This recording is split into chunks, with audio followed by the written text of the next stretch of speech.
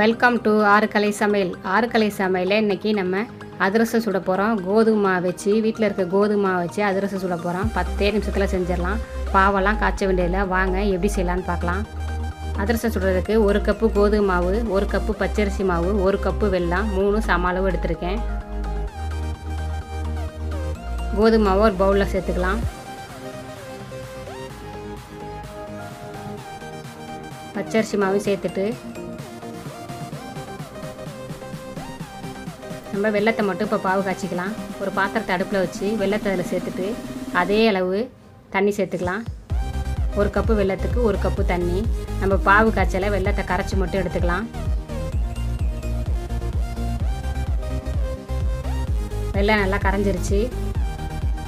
அதே அடுப்பில் வேறு வானலி வச்சுட்டு வெல்லத்தை வடிகட்டி ஊற்றிக்கலாம்.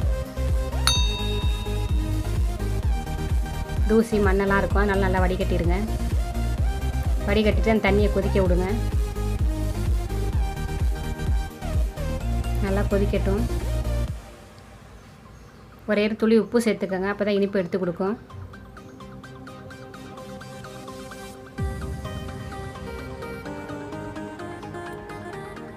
இப்போ நம்ம எடுத்து வச்சுருந்தா மாவு அதில் சேர்த்துக்கலாம். மாவு அதில் சேர்த்துட்டு நல்லா கலக்கி விடுங்க. வேறு தண்ணியெல்லாம் சேர்க்க வேணாம், கரெக்டாக இருக்கும். எல்லாமே ஒரு கப்பு தான், கரெக்டான அளவாக இருக்கும். நல்லா கிண்டி விடுங்க. சேர்ந்து ஒரு மாவு மிஷினுக்கு போய் மாவும் அரைக்காமல் வீட்டில் பாவும் காய்ச்சாமல் சட்டுன்னு செஞ்சிடலாம். வீட்டில் இருக்க கோதுமை வச்சு செய்கிறோம். மாவு நல்லா ரெடி ஆயிடுச்சு. ஒரே ஸ்பூன் நெய் மட்டும் சேர்த்துங்க, வாசனையாக இருக்கும் அதிரசம்.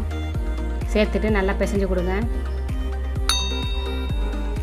அடுப்பு சிம்மிலே இருக்கட்டும் கிண்டி முடிக்கிற வரைக்கும். மாவு ரெடி ஆயிடுச்சு. ஒரு பவுலில் சேர்த்துட்டு கரண்டியை வச்சு கிண்டுங்க. மாவு ஆறினோன்னா கையில் தொட்டுக்கலாம். மாவு கொஞ்சம் ஆறிடுச்சு. கையில் நல்லா பிசைஞ்சு கொடுத்துக்கோங்க. நல்லா அழுத்தம் கொடுத்து பிசைஞ்சுக்கோங்க. அப்போ தான் மாவு நல்லா சாஃப்டாகவும் அதிரசம் நல்லா உப்பெல்லாம் வரும். எவ்வளோ சாஃப்டாக இருக்குது பாருங்கள். நீங்கள் இது கோதுமை மாவில் செஞ்சதுன்னு யாருக்குமே தெரியாது, நீங்கள் சொன்னால் தான் தெரியும். இதே மாதிரி உருண்டை உருண்டையாக உருட்டிக்கங்க.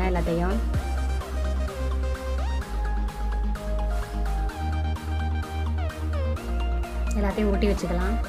நல்லா உருட்டிடுங்க.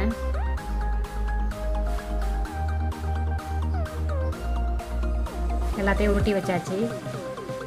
ஒரு ஆயில் கவர் எடுத்துகிட்டு அது 2ஆக கட் பண்ணிவிட்டு அதில் கொஞ்சம் ஆயில் தடவிட்டு ஒரு உருண்டை எடுத்து வச்சு அப்படியே தட்டி கொடுக்கலாம்.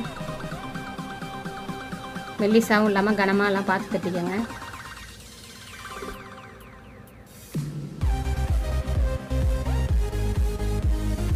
இந்த மாதிரி தட்டி வச்சுக்கோங்க. எல்லாத்தையும் இதே மாதிரி தட்டிக்கலாம். அடுப்பில் ஒரு வானலி வச்சு ஆயில் ஊற்றிட்டு ஆயிலை நல்லா காய வைங்க. காய வச்சுட்டு சிம்மில் வைங்க. அதிரசம் போட்டோன்னா கரண்டியை வைக்காதீங்க, அதுவே உப்பி வரும். அது வரைக்கும் இங்கே பாருங்கள் எப்படி உப்பி வருதுன்னு. இந்த மாதிரி உப்பி வந்ததுக்கப்புறம் திருப்பி போடலாம்.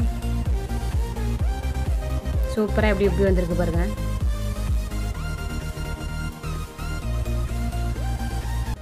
ரெண்டு பக்கம் நல்லா உப்பி வந்ததுக்கப்புறம் எடுத்துக்கலாம்.